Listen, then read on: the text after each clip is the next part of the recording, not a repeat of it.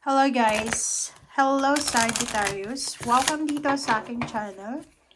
Kapalaran 888, welcome.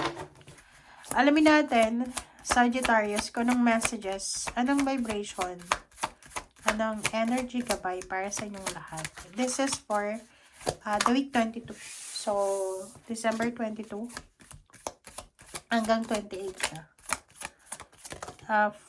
Third week siya ng December.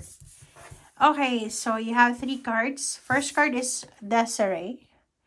No, conditions aren't favorable right now. Wait or look into other options and ask the angels to help, guide, and comfort you. So, meron ditong Sagittarius na siguro meron kang desire. You have something na gustong gawin sa linggong ito. Sinasabi ng barahan na hindi maganda sa linggong ito. Hindi ka dapat magdesisyon sa linggong ito. Kailangan mong maghintay. Kailangan mong hanapin yung ibang options. Kailangan mong mag-pray, mag-meditate, humingi ka ng tulong sa angels para sa guidance and comfort dahil dito sa decision na to.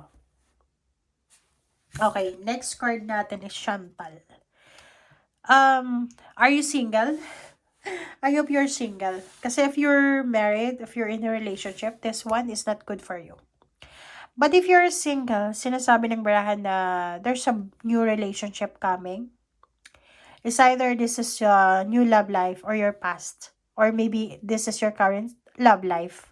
Existing relationship na mas magbo-blossom yung relationship nyo. So be open for receiving and giving relationship or love. Okay. Oshana. Take action. You're in touch with your truth in this situation.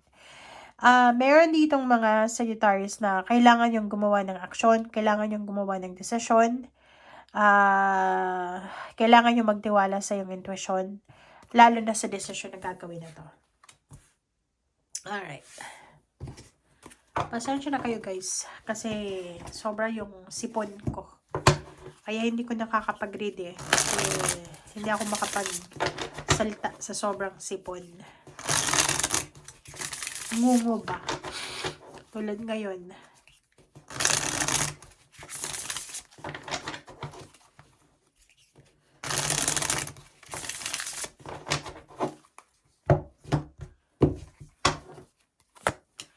Okay, so 9 of Cups, King of Swords, High Priestess, 5 Swords. Okay, 3 of Pentacles. Alright. Kung makikita mo dito, isang balita, isang communication, ang posibleng darating sa'yo. Or maybe you're waiting eh. Maybe you're waiting for a communication. You're waiting for a confirmation regarding sa isang business na ilo-launch mo. Regarding sa isang actions na gagawin mo. Kaya nga sabi sa'yo dito, take action eh. Kasi, etong darating sa'yo communication, ay posibleng i-give up mo eh. Diba? Yung parang bigla kang mainis, bigla kang mawala sa mood, and baka i-give up mo. So, yun yung wag na wag mong gagawin. Okay? Like, halimbawa dito, diba? May mag-offer sa'yo ng job. Pag-isipan mong mabuti. Kasi dalawa yung message sa'yo dito. It's either you take action, or it's either you need to think, you need to wait.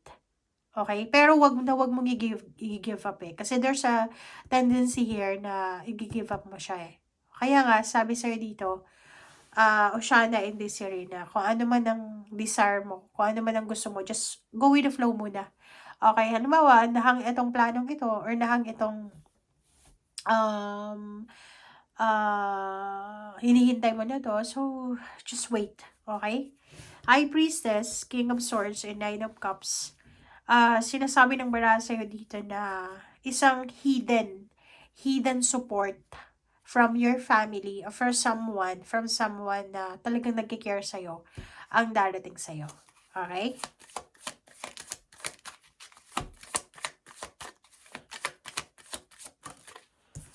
Alright, so King of Cups, this is water sign. Water sign, Pisces, Scorpion, Cancer. Sinasabi ng bara sa'yo dito, Sagittarius, na sa linggong ito, panoorin mo yung Leo tsaka Aries. Baka maka-resonate ka. Kailangan yung kontrolin ng emosyon nyo. Huwag kayong magpadalos-dalos. Kasi pwede kayong makakuha ng kaaway, kakompetensya, or pwede kayong makakuha ng problema. As much as possible, if may mga away, gulo, if may mga family issues, kailangan mo wag ka nang magdalawang isip pa.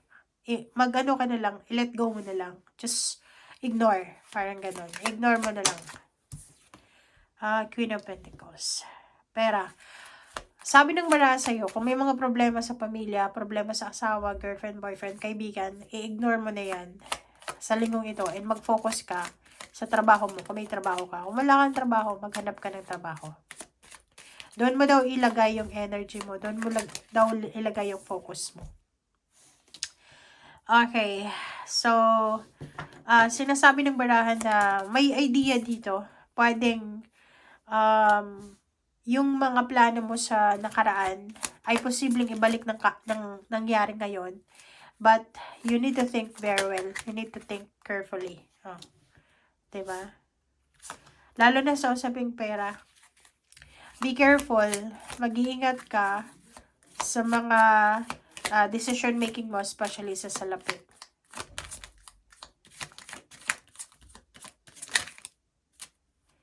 Okay.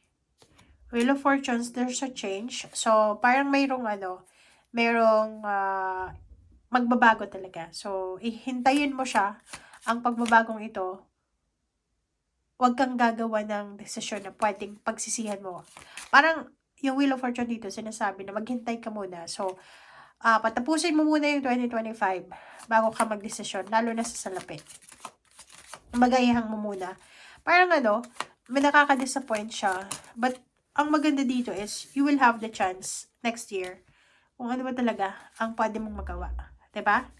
So, 10 of Pentacles, 8 of Wands. So, sinasabi ng parahan na there's an incoming news. There's an incoming financial news na darating. Job offer. Naka-destiny na love life. Naka-destiny na pera. Naka-destiny na tao na pwedeng magdala sa'yo ng kaligayahan. So, kung makikita mo dito, prepare yourself for the good news. Prepare yourself for the job offer. Prepare yourself for the lump sum of money. Prepare yourself for destined success, destined victory. Okay? Thank you. Bye! Wait lang guys.